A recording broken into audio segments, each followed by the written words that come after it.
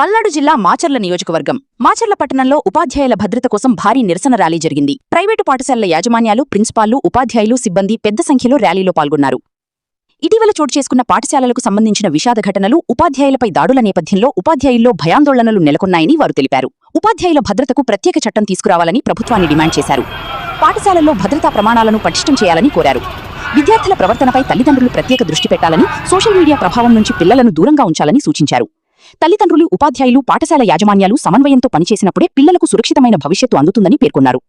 మాచర్లలోని 48 private పాఠశాలల్లో చదువుతున్న వేలాది మంది విద్యార్థుల భద్రతకు ప్రభుత్వం తక్షణ చర్యలు చేపట్టాలని వారు కోరారు. నమస్కారం. ఈరోజు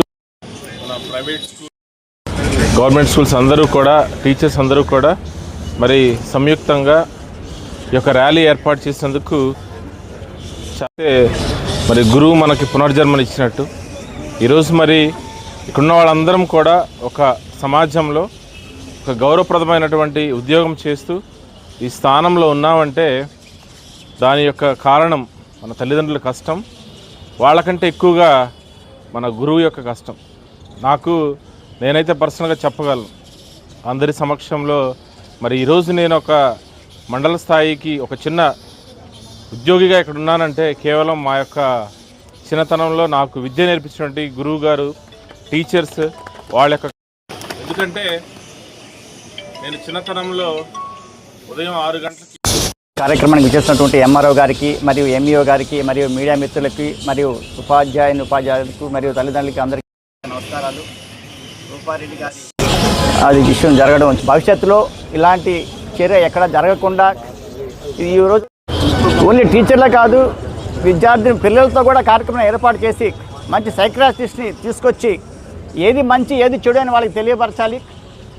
మంచి వాళ్ళకి వస్తువులు కూడా 2 రకాల వస్తువులు ఉంటాయి. ఒకటి వినియోగ వస్తువు, ఒకటి విలాసవంత వస్తువు అని కూడా వాళ్ళకి తెలియపరచాలి. విలాసవంత వస్తువులు జరిగే పరిణామాలు ఎలా ఉంటాయి? ప్రస్తుతం జరుగుతున్న రోడ్డు ప్రమాదాల్లో గత సంవత్సరం 170,000 మంది చనిపోయారు. చనిపోయిన వాళ్ళలో ఎక్కువ 25 సంవత్సరాల నుంచి 18. ఇది మన మొదటి అడుగు నేను భావిస్తున్నాను. ఇలాంటి కార్యక్రమాలు ఏర్పాటు చేసి భవిష్యత్తులో మన మాచర్లోనే పిల్లలకి వారి ఈ యొక్క 25 సంవత్సరాలు కష్టపడినట్లయితే రిమైనింగ్ 50 సంవత్సరాలు వాళ్ళు మంచి జీవితాన్ని గడిపేదానికి అవకాశం ఉంటుంది. ఈ విధంగా మంచి పెద్దలు, సైకియాట్రిస్టుల చేత వాళ్ళకి చెప్పించినట్లయితే మంచి ఉపయోగం ఉంటుంది. ప్రైవేట్ పాఠశాలల ఉపాధ్యాయులందరికీ కూడా నమస్కారాలు తెలియజేస్తూ, ఈరోజు ఈ రూపారెడ్డి హత్య కేసు అనేది మన విద్యా వ్యవస్థకు, ఉపాధ్యాయులకు, తల్లిదండ్రులకు ఒక అత్యంత విచారకరమైన సంఘటన అండి ఇది. ఇటువంటి సంఘటనలు మరి మేడం గారు అక్కడున్న పరిస్థితుల్లో సెల్ ఫోన్ తీసుకురాకూడదు అని మందలించడంతో మరి ఆ విద్యార్థి అయితేనేమి, ఆ 10వ తరగతి విద్యార్థులు మరి వారి ఇంటికి వెళ్ళి 27 సార్లు కత్తిపోటుతో చంపడం అసలు అమానుషమైన సంఘటన అండి. ఇటువంటి తప్పులు చేయడానికి ఆ కారణాలు ఏంటి అనేది ఈరోజు మనం అన్వేషించుకోవాలి, విశ్లేషించుకోవాల్సిన రోజండి ఇది. ముఖ్యంగా తల్లిదండ్రులు, కుటుంబ వాతావరణం మారాలి. విద్యార్థి దశలో పిల్లలకి ముఖ్యంగా అనుకరణ అనే స్వభావం ఉంటుంది. కుటుంబంలో తల్లిదండ్రులు ఏం చేస్తే అది అనుకరించే స్వభావం ఉంటుంది. ఇంట్లో తండ్రి సిగరెట్ తాగటం పిల్లవాడి ముందే, అంతేకాకుండా ఫ్రెండ్స్ని పిలిపించుకొని మద్యం సేవించటం, ఇటువంటి వాతావరణాన్ని పిల్లవాడికి చిన్నతనం నుంచే అనుకరించటం నేర్పిస్తూ ఉన్నారు. సంవత్సరం దశ నుంచే పిల్లవాడికి ఒక సెల్ ఫోన్ ఇచ్చి కూర్చోబెడుతున్నారు. తల్లిదండ్రులు సీరియల్స్, సినిమాలు చూస్తూ కాలక్షేపం చేస్తూ ఉన్నారు. వారు పిల్లవాడు ఎటువంటి కంటెంట్ చూస్తున్నాడు, ఒక బాధాకరమైన కంటెంట్లు, హింసాత్మకరమైన కంటెంట్లు పిల్లవాడు చూస్తూ చిన్న బాల్య దశలోనే అటువంటి కంటెంట్ని మెదడులోకి పంపించుకొని వాడు ఇటువంటి విశృంఖలమైన సంఘటనలు జరగటానికి మొట్టమొదటిగా కారణమవుతూ ఉన్నాయి. మనం నల్గొండ జిల్లాలో రూపారెడ్డి గారి హత్య మరియు విశాఖపట్నంలో ఒక బాలుడి హఠాత్ మరణం, ఆ 2 విషయాల మీద మేము ర్యాలీ చేశాము. ఈ ర్యాలీకి ముఖ్య ఉద్దేశం ఏంటంటే ప్రతి పేరెంట్కి ఒక అవగాహన కలిగి పిల్లల్ని ఎలా కంట్రోల్ చేయాలి, ఎలా జాగ్రత్త చూసుకోవాలి, వాళ్ళ హ్యాబిట్స్ ఏంటి, వాళ్ళు ఏం చేస్తున్నారు, డబ్బులు వృధా చేస్తున్నారా, సరిగా సక్రమంగా ఖర్చు పెడుతున్నారా, ఇవన్నీ కూడా పేరెంట్స్ దృష్టికి తీసుకెళ్లాలనే ఉద్దేశంతోనే ర్యాలీ చేయడం జరిగింది. అలాగే బైకులు 10th క్లాస్ విద్యార్థులు లోపే 8, 9, 10 విద్యార్థులు బైకులు రైడింగ్ 3 లేక 4 అలా రైడింగ్ చేస్తున్నారు. అది కూడా తల్లిదండ్రులు గమనించాలి. ముఖ్యంగా పేరెంట్స్ నుంచి వస్తేనే కదా అది వచ్చేది. పేరెంట్స్ బైక్ ఇచ్చాడంటే వాడిని చెడగొట్టినట్టే. పేరెంట్స్ గమనించి వాళ్ళని జాగ్రత్తగా కంట్రోల్ పెట్టాలని ఆశిస్తాను. అలాగే ఇటువంటి సమాజంలో మళ్ళీ పోలీసు శాఖ వారు కానీ హైయర్ అఫీషియల్స్ అందరూ కూడా ట్రాఫిక్ ఆర్టీఓ గారు వచ్చారు. అలాగే ఇటు అందరూ కూడా దాన్ని కంట్రోల్ చేస్తారని ఆశిస్తూ నేను విరమిస్తున్నాను. మనకి విషాదకరమైన సంఘటనలు చోటు చేసుకున్నాయి. దాంట్లో ఒకటి నాగార్జున స్కూల్ ప్రిన్సిపాల్ రూపారెడ్డి గారి హత్య, రెండవది విజయనగరంలో వైజాగ్లో ఒక యూకేజీ స్టూడెంట్ క్లాస్ రూమ్లోనే దుర్మరణం చెందడం నిజంగా ఇది చాలా విషాదకరమైన సంఘటన. వీటి రెండింటిలో మనం 2 కోణాలను చూడవచ్చు. ఒకటి విద్యార్థుల యొక్క విశృంఖలత, విద్యార్థులకు కంట్రోల్ లేకపోవడం, తల్లిదండ్రులు విద్యార్థులకు కావాల్సినవి ఇస్తున్నారే కానీ వాటిని ఎలా ఉపయోగించాలో వాళ్ళకి అర్థం కావట్లేదు. విద్యార్థులతో వాళ్ళకి సమయం గడపడానికి కూడా ఉండట్లేదు. పూర్తిగా పాఠశాలల మీద వదిలేస్తున్నారు. దాని ఫలితంగా విద్యార్థులు విచక్షణ లేకుండా తయారవుతున్నారు. దానికి తోడు డ్రగ్స్ విశృంఖలంగా వ్యాపిస్తున్నాయి. స్కూలు పరిసరాల్లోనూ బయట వైపు షాప్స్లోనూ వీటిని వాడటం వలన విద్యార్థులు విచక్షణ కోల్పోతున్నారు. దయచేసి ఇలా పోతుంటే ఈ విద్యార్థుల యొక్క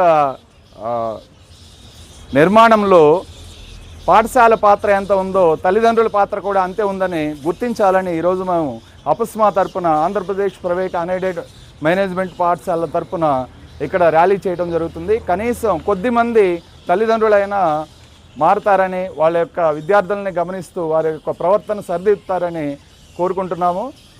థ్యాంక్ యూ. ఈ రోజున మనందరము కలిసిగట్టుగా బయటికి రావడానికి ముఖ్యమైన కారణము ప్రస్తుత సమాజంలో పిల్లల ప్రవర్తన మరియు పిల్లల భద్రత, ఈ 2 విషయాల గురించే మనం ఈ రోజున బయటికి రావడం జరిగిందండి. రూపారెడ్డి గారి హత్య, ఆ తర్వాత వైజాగ్లో చనిపోయినటువంటి ఎల్కేజీ విద్యార్థి యొక్క ఆత్మఘోష, ఈ 2 కూడా మనం చర్చించాల్సిన అవసరం ఉన్నాయి ఈ రోజుల్లో. ఒక ఉపాధ్యాయులు, ఒక పిల్లలనే కాదండి, సమాజంలో మారుతున్న ధోరణులు ఏదైతే ఉన్నాయో, ఈ డ్రగ్స్ కావచ్చు, మద్యం కావచ్చు, వాహనాల ద్వారా విపరీతమైన ధోరణులు కావచ్చు, వీటన్నిటినీ కూడా మనం ఒక్కసారి అవలోకనం చేసుకుని తద్వారా తల్లిదండ్రులకి, ఉపాధ్యాయులకు కూడా మనం జ్ఞానబోధ హితబోధ చేయాల్సిన అవసరం ఈ సమయంలో ఎంతైనా ఉంది. ఎందుకంటే అండి, విద్యార్థులు ఉపాధ్యాయులు ఇద్దరూ కలిసికట్టుగా తల్లి తండ్రి వాళ్ళ యొక్క సంస్కారము, పాఠశాల వాతావరణము, ఈ 4 ఎప్పుడైతే సక్రమంగా ఉంటాయో అక్కడ పిల్లవాడి యొక్క అభివృద్ధి సక్రమంగా జరిగి ఆ సమాజం అభివృద్ధి చెందుతుంది. సమాజం అభివృద్ధి చెందిన రోజునే మన నవ సమాజ నిర్మాణానికి కూడా పునాదులు వేసిన వాళ్ళు అవుతాం. అది పడే అవకాశం మన తల్లిదండ్రుల దగ్గర నుంచే. తల్లి తండ్రే మొట్టమొదటి గురువు పిల్లవాడికి. కానీ తల్లిదండ్రుల యొక్క వాళ్ళ ప్రవర్తన ఎట్లా ఉంటుంది, పిల్లలతో ఏ రకంగా ప్రవర్తిస్తున్నారు, వాళ్ళు ఏం నేర్చుకుంటున్నారు, వాళ్ళు డబ్బులు ఎందుకు ఖర్చు పెడుతున్నారు, వాళ్ళు ఏ రకమైనటువంటి స్నేహితులతో వాళ్ళు తిరుగుతున్నారు, ఇటువంటివన్నీ ముఖ్యంగా పరిశీలించాల్సిన బాధ్యత తల్లిదండ్రులకు ఉందండి. అదేవిధంగా పాఠశాలకు వచ్చిన తర్వాత పాఠశాలలో పిల్లవాడికి విద్యాబోధన ఏ రకంగా జరుగుతోంది, వాడికి కావాల్సిన భద్రత ఏ రకంగా కనిపిస్తున్నాము, అటువంటి విషయాలన్నీ కూడా పాఠశాల వాతావరణం, ఉపాధ్యాయులు చూసుకోవాలి. ఎప్పుడైతే ఈ 2 సక్రమంగా జరిగి తల్లి తండ్రి, ఉపాధ్యాయుడు, పాఠశాల వాతావరణము, సమాజ వాతావరణము ఎప్పుడైతే ప్రశాంతంగా ఉంటాయో అక్కడ అద్భుతమైనటువంటి విద్యార్థులు, భావి భారత పౌరులు బయటకు వస్తారనటానికి చాలా నిదర్శనాలు మనందరం చూసాం. కానీ ప్రస్తుతం మత్తు పదార్థాలకి ఎక్కువ అలవాటు పడిపోవటం, ఇంట్లో తల్లిదండ్రులు కూడా తీరిక ఉండకపోవటం, వాళ్ళ పిల్లల్ని పట్టించుకునే దాంట్లో తీరిక ఉండలేకపోవటం, అది వాళ్ళ తప్పని మనం అనలేము. వాళ్ళకి సంపాదన, ఈ రోజున ఇల్లు గడవాలంటే దానికి సంబంధించినటువంటి డబ్బులు సంపాదించుకోవాలి అనే ప్రవృత్తిలో వాళ్ళు చాలా శారీరకంగాను మానసికంగాను ఏది మంచి, ఏది చెడు, ఏది గెలుపు, ఏది ఓటమి అనే విషయాలు బాగా తెలిసి వచ్చేవి. ఈ రోజున అదంతా లేకుండా పోయింది. వారికి ఆట అంటే ఏంటంటే సెల్ ఫోన్లో సంబంధించినటువంటి ఆట మాత్రమే తెలిసి వారికి పాఠం చెప్పిన రోజున ఇట్లాంటి ఉన్మాదులు తయారు కాకుండా ఉంటారని చెప్పేసి నా ముఖంగా నేను సవినయంగా సమర్పించుకుంటూ సెలవు తీసుకుంటున్నాను. సభ్యులకి ముందుగా ఇనిషియేట్ తీసుకొని పేరెంట్స్ అందరిలో అవగాహన కార్యక్రమం ఒకటి తీసుకురావాలని అని ఒక ప్రయత్నం, ఇది చిన్న ప్రయత్నం అండి. సో అపస్మా సభ్యులకి, అలాగే ప్రైవేటు స్కూల్ మేనేజ్మెంట్, ఇక్కడికి విచ్చేసిన పత్రికా విలేకరులకి అందరికీ ప్రత్యేకించి ధన్యవాదాలు. కాకపోతే దీన్ని ఊరికట్లా తీసుకోకుండా సీరియస్గా తీసుకొని ఇటువంటి మళ్ళీ పునరావృతం కాకుండా చేసుకోవాల్సిన ఆవశ్యకత కూడా ఉంది. ఇక్కడ మనం ఏమి ఉత్సవం జరుపుకోవడానికో ఏదో పండుగ జరుపుకోవడానికి ఇక్కడ మనము ఇక్కడ ఉండలేదు. గత 15 రోజుల క్రితం నల్గొండ జిల్లా కొండమల్లిపల్లి గ్రామంలో నాగార్జున గ్రామర్ స్కూల్ ప్రిన్సిపల్ కల్లు రూపారెడ్డి గారు 10వ తరగతి విద్యార్థుల చేత హత్య చేయబడింది. దానికి కోను ఇక్కడ ఆమెకి సంతాప ప్రకటించడానికి మనం ఇక్కడ అందరము వచ్చి ఉన్నాం. మెయిన్గా ఈ ప్రైవేట్ అన్ఎయిడెడ్ స్కూల్స్ వాళ్ళందరం కూడా ఈ ర్యాలీ నిర్వహించడానికి కారణం నేటి బాలలే రేపటి పౌరులు అంటారు. అటువంటి పౌరులను నిర్మించడంలో ఈ ఉపాధ్యాయ పాత్ర ఎంతో ఉంటుందండి. కానీ క్లాస్ రూమ్లోకి వెళ్ళిన తర్వాత ఈరోజు ఉపాధ్యాయుని యొక్క పాత్ర దినదిన గణనంగా ఉందండి. పిల్లలకి మనం విలువలు నేర్పాల్సింది ఉపాధ్యాయుడే. అటువంటి ఉపాధ్యాయుడికి భద్రత లేకుండా పోయింది. ఇప్పుడు ఆవిడ ఖండించింది ఏంటండి, పిల్లలు మద్యం, డ్రగ్స్ ఇటువంటివి ఉంటున్నారు. ఖండించిన నేరానికి తల్లిదండ్రులు కూడా వాళ్ళ పిల్లల్ని ఇటువంటి మద్యం బానిసలు కాకుండా, డ్రగ్స్ బానిసలు కాకుండా కాపాడుకుని కొంచెం పిల్లల్ని మనం సరిగ్గా సెటరేట్ చేయడానికి ఉపాధ్యాయులకి స్వేచ్ఛ అనేది కావాలండి. అటువంటి స్వేచ్ఛ లేని సమాజంలో మంచి పౌరులు అనేది తయారు కావటం అనేది చాలా హద్దు. అటువంటివి లేకుండా ఉపాధ్యాయుడు స్వేచ్ఛగా మనం పిల్లల్ని రూపుదిద్దటంలో సహాయపడాలని చెప్పి ఈ రూపారెడ్డి గారికి ఈరోజు అసలు నివాళులు అర్పిస్తున్నామండి. Thank you. నేను 2005-2006లో చింతపల్లిలో బీఈడీ చేయడం జరిగిందండి. నాకు ఫస్ట్ బ్లాక్ టీచింగు ఇదే స్కూల్లో చేశానండి. నాగార్జున గ్రామర్ పబ్లిక్ స్కూల్లో నా ఫస్ట్ బ్లాక్ టీచింగు 2005-2006లో నవంబర్లో చేశానండి. రూపారెడ్డి గారు నాకు 8th, 9th క్లాస్ ఇచ్చారండి. మేడం లేరంటే ఫస్ట్ ఆఫ్ ఆల్ నాకే కొంచెం బాధ ఎక్కువగా ఉంది. ఎందుకంటే నెల రోజులు మేడంతో పాటు నేను కలిసి పనిచేశాను. వాళ్ళు డ్రగ్స్కి బండ్లు వేసుకొని తిరగటం, ఇలా వికృతమైనటువంటి వికృత చేష్టలు చేస్తున్నారు పిల్లలు. టీచర్ చెప్తే పేరెంట్కి అది కోపంలాగుంది. దాన్ని వాళ్ళు కూడా పేరెంట్స్ కూడా వాళ్ళకి సరైన గైడెన్స్ ఇచ్చి వాళ్ళకి వాళ్ళు ఆదర్శంగా వాళ్ళ రోల్ మోడల్స్ ఎవరంటే తల్లిదండ్రులు. ఫస్ట్ వాళ్ళు మంచి మాటలు నేర్పి వాళ్ళతో స్పెండ్ చేసి పిల్లల యొక్క ఇల్లు ఎటు పోతున్నారు, ఎలా వెళ్తున్నారు మొత్తం కనుక్కొని వాళ్ళు కూడా మంచి విద్యాబుద్ధులు నేర్పి పాఠశాల పంపితే బాగుంటుంది. దీని మీద గవర్నమెంట్ కూడా టీచర్ ప్రొటెక్ట్ యాక్షన్ తీసుకొని రావాలని గవర్నమెంట్ నేను కోరుతున్నానండి.